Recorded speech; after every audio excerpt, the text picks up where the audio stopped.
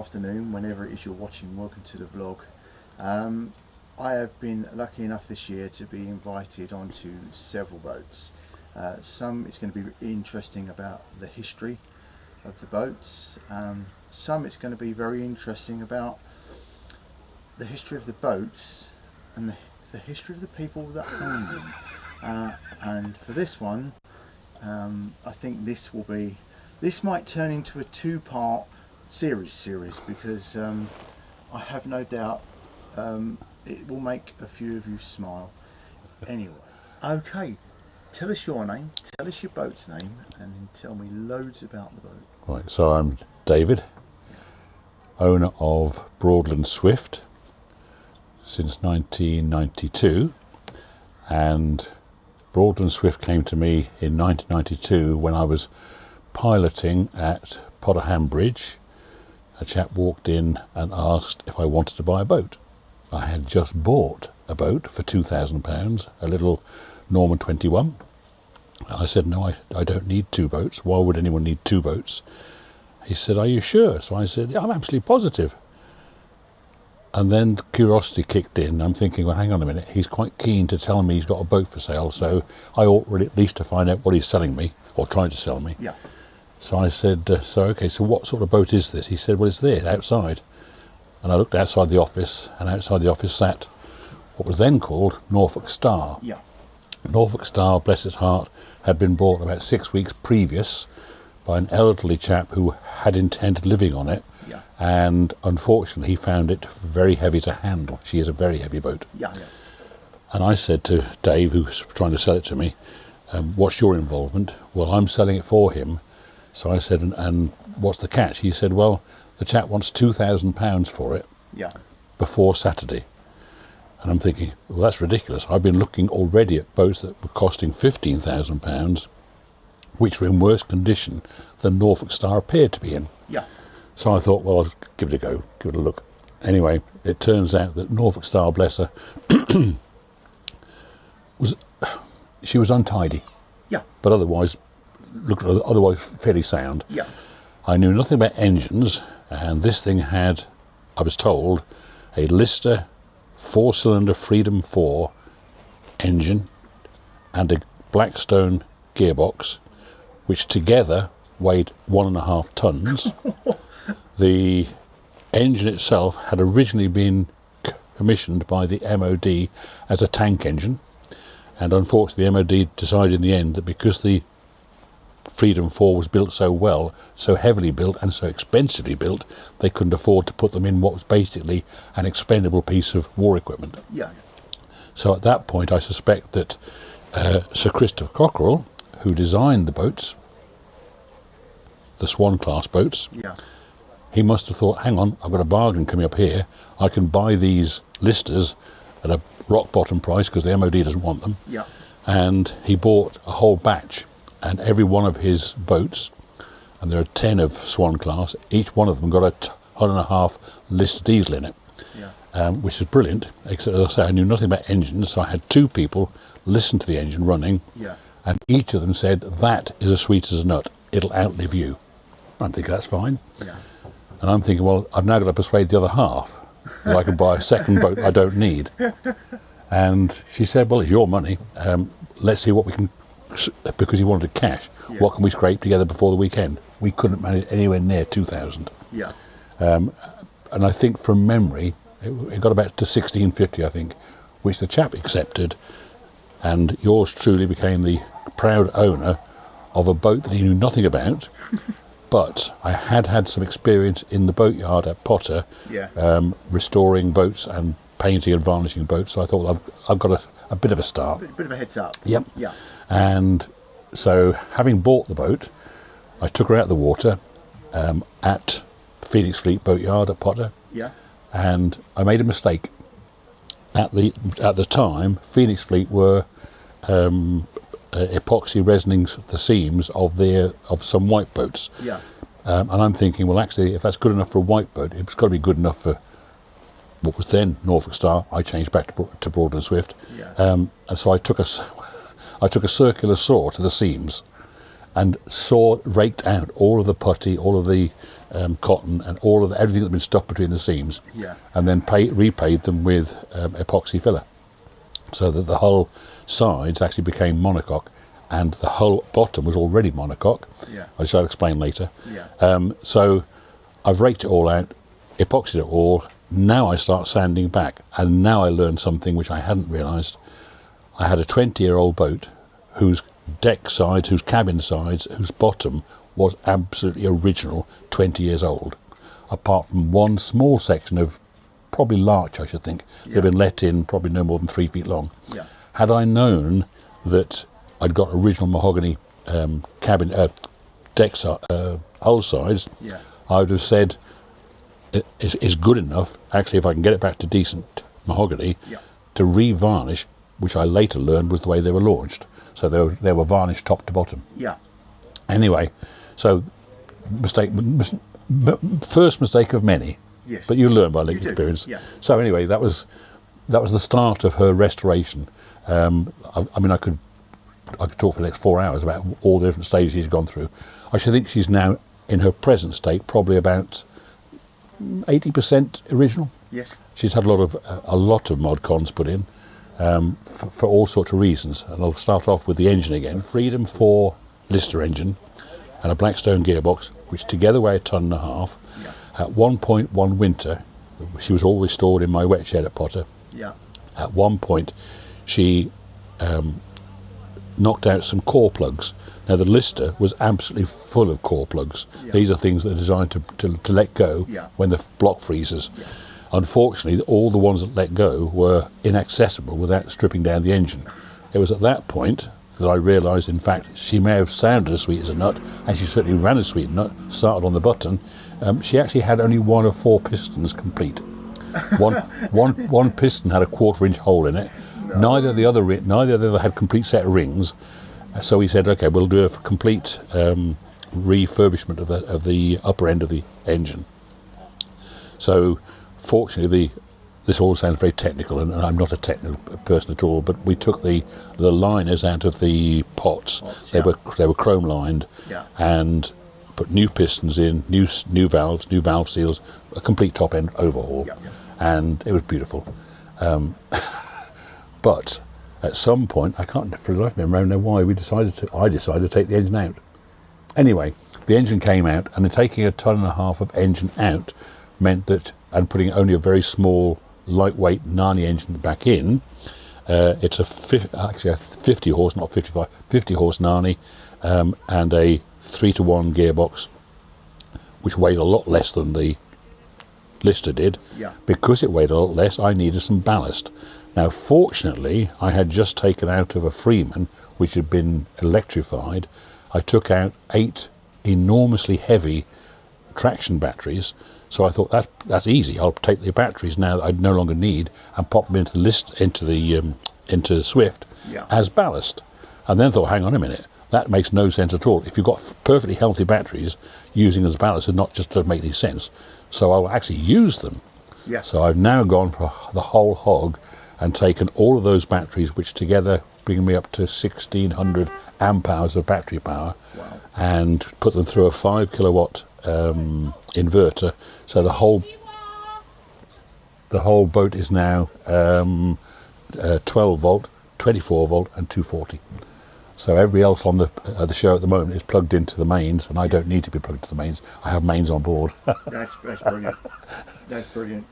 That's the sort of very potted history of the boat. And I'm actually quite pleased that almost all of the work on the boat, certainly structurally and decoratively, I've done. It's a sense of achievement, isn't it? It's a sense of ownership.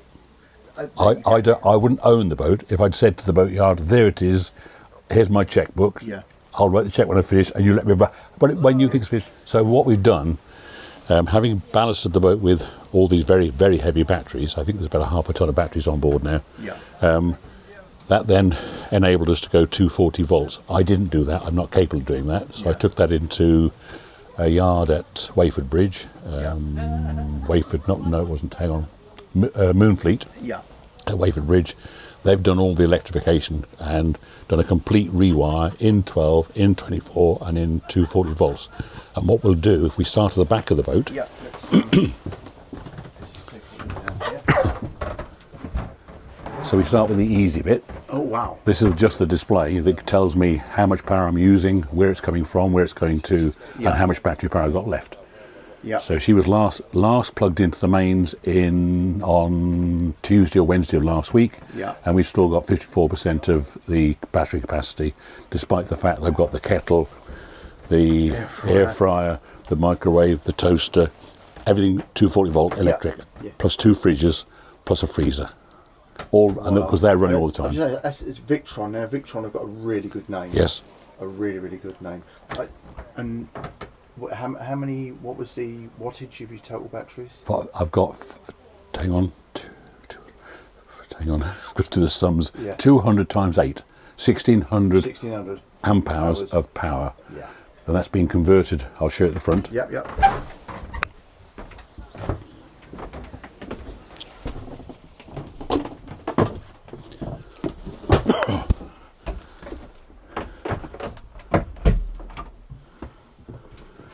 That's where we end up with all the... Very, very neat. And what an amazing use of space. Isn't it? It was dead space before. Yeah.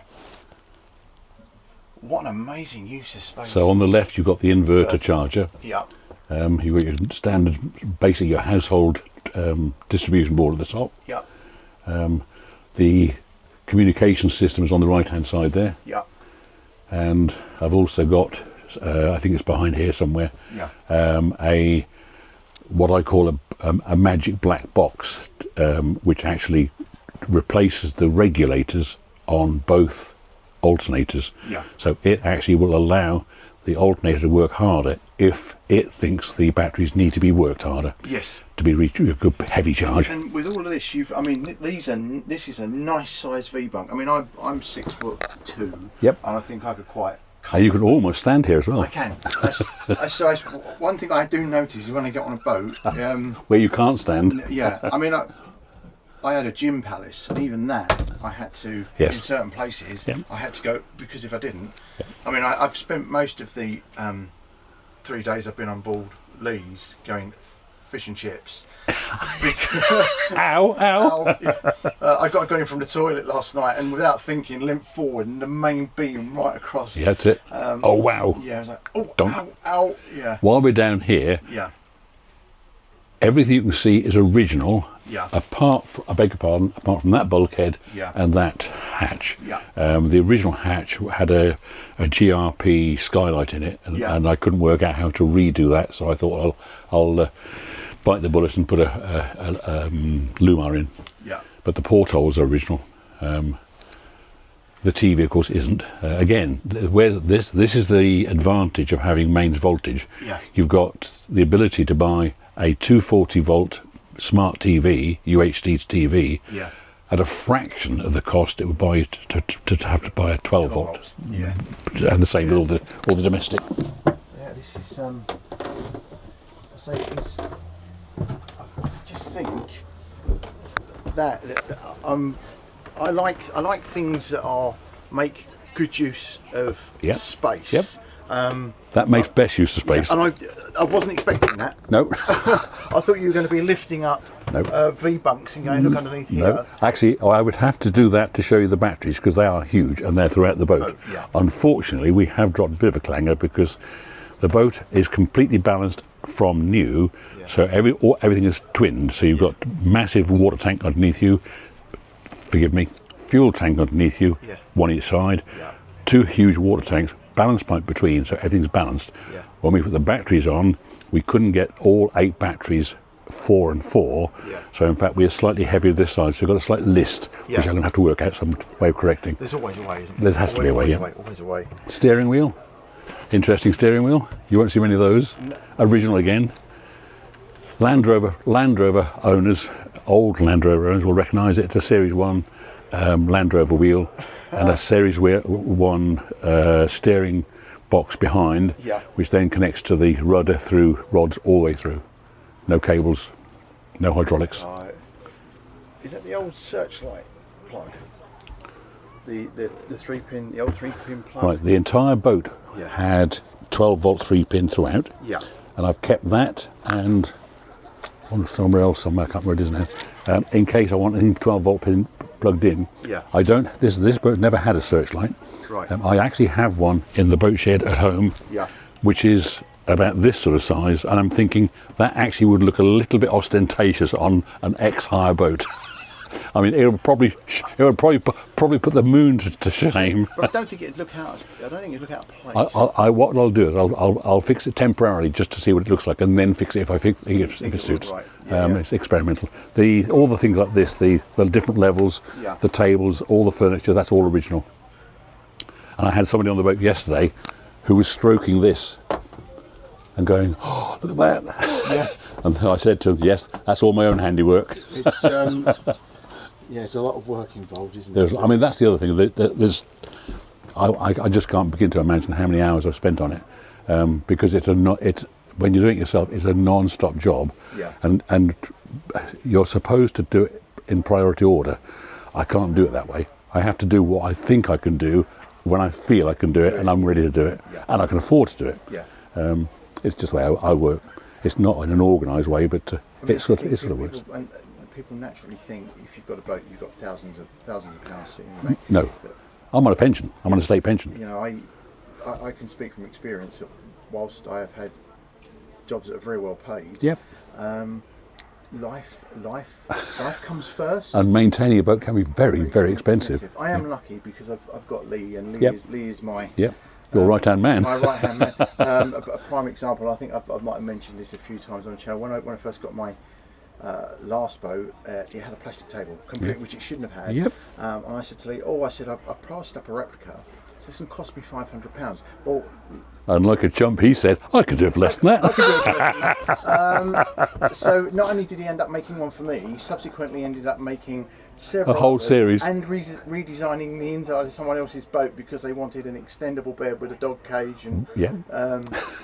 so whilst he goes around telling everyone to watch episode 19 where I dismast my radar on a bridge, Yes. I enjoy telling people about the amount of The work. table. Yeah, the table. So, but yeah, I love 2 fridges 2 fridges and a freezer. and a freezer. Yep. And they're on permanently. And again, there's the advantage. That fridge there and that fridge there, had I been buying them from Chandlery at 12 volt, would have cost me £600 a piece, Yeah. instead of 60. Mains voltage 60. Yeah. I mean, I can't afford. I couldn't justify spending £1,200 on 2 fridges. It just wouldn't make any sense. Yeah. But in the summer, especially this summer, Yeah. I've got a drinks fridge Yeah. and a food fridge. Again, discussion I was having with Lee. Lee's saying, I need a wine fridge. Yep. Yeah. Yeah. Interestingly, because there are 2 of these here today, her sister ship Grebe is at the other end. Grebe is still original configuration here. Yeah. Because when Swift was launched, originally she was launched as Kittiwake in 1962, and by 1966 the market determined that you had to have a shower, so they took the transverse galley out, Yeah. turned this bit into the heads and shower, Yeah. and then the galley went down there. Have a quick look in there. Oh yes. Quaint Quaint and original. and functional. Yeah. Yeah. It just is, isn't it? You know, And I've always you don't need to have things. Don't have to be massive That's- and opulent. no, it's right, or ostentatious. They don't have to be. The other thing I had to keep all the original Yeah. fittings. I mean, nothing fits them anymore. No. Because they were all designed specifically for a specific size of cup and a specific size of saucer. Yeah. But I've got to keep it. I mean, it's their boat's history, isn't it? Just imagine someone actually building that, putting that together. Yeah. Incredible. Again, conversations I was having last night is, I said to Lee, if I went to someone like Broome and Yeah. said, money is no object, build me a navigator. Absolutely. He said they couldn't do it No. because they haven't got the craftsmanship Absolutely. to do it. They'll knock you out. They'll knock you out a margarine tub Yep. in 8 weeks, 10 weeks. Yep. But they haven't got the craftsmanship No. to do something like that. Well, there's a chap who was working at Moonfleet when I had the electrics done, and he was only happy when he was working on a wooden boat, and his workmanship, his craftsmanship in wood was second to none. Yeah. So, but they're getting rarer and rarer. Yeah. It'll be hard to find. And it's a shame. It is. It's a shame. It is. I mean, I was lucky enough last year to talk to several people, several boat builders here, and you know they all said a very similar thing. Yep. It's a dying. Yeah. It's a dying trade. I'm not sure whether it's just here or whether it's on the Thames and various other places, but I think there'll come a time when we people who own a wooden boat are going to struggle if we can't do it ourselves, or we need somebody with the skill that can still do it. Yeah. I mean, I live in Cornwall. I live on a fishing village. Yep. And if I go back 30 years, Yep. there were boat builders there who, even though they were doing GRP boats, were still repairing the wooden fishing boats. Yep. And of course, as these wooden fishing boats, the owners have retired and the family have not taken it on. They've been sold into private ownership, and all these skills to keep these amazing crafts are going. Yep. I mean, as we were cruising out yesterday from Alton Broad, it really put a lump in my throat because I think you was behind us as we cruised out, and one of the things I've said on the video is this takes me back. I'm nearly 60. This takes me back to my childhood, to my adolescent years, to my parents, and it was just like cruising in the early 70s, seeing all, and I was really emotional. It really struck home. But that's what all wooden boat owners have. They have that. No one in their right mind buys a wooden boat. You don't buy a wooden boat with this. You buy it with this and with memory. Yeah. It's all to do with feelings. It is rather than intellect. I mean, again, Lee, you know, he's an amazing guy. He's trying desperately for me to buy a wooden boat. Living in Cornwall, you know, the upkeep. Absolutely. It would either be me paying Lee, which I'm sure he'd love. But I want something that I can enjoy the river with. Yep. And as much as my heart says to me, just buy a small wooden boat. How difficult can it be? And then you walk up and down and talk to people with small wooden boats, and they go, "This year I've had to do this, and this." And if I'd have had to pay to have it done, it would have been like £6,000. And I'm thinking, I'd be coming down, working on a boat and not cruising. Absolutely. Yeah. And unfortunately, that tends to happen. People who have wooden boats often spend 6 days of a 7-day week working on it. Yeah. And if they're lucky, they get the 7th day off to use it. You think, excuse me, that's the wrong way round. That's the wrong way round. I was lucky. I was particularly lucky with. I've got 3 wooden boats, and all 3 were living in. 2 of them still do. Were living in their own wet sheds. We owned a bungalow with 2 wet sheds. Yeah. So I mean that saves £4,000 a year just by having your own wet shed. I couldn't afford it otherwise. And she's now in a wet shed in Stan, because this one, I think I told you yesterday, this particular boat, since I've owned her, she's been rained on once. And that's not because she hasn't been used. Either I've been very lucky or I've been very choosy about which days I take her out. Yeah, she's looking at me, oh, not today. But I'm now wanting it to rain because I need to find out, because it will leak, I need to find out where it leaks so I can fix it. Yeah. Oh, that's excellent. Well, as I say, she is absolutely. She's getting there. She'll never be finished.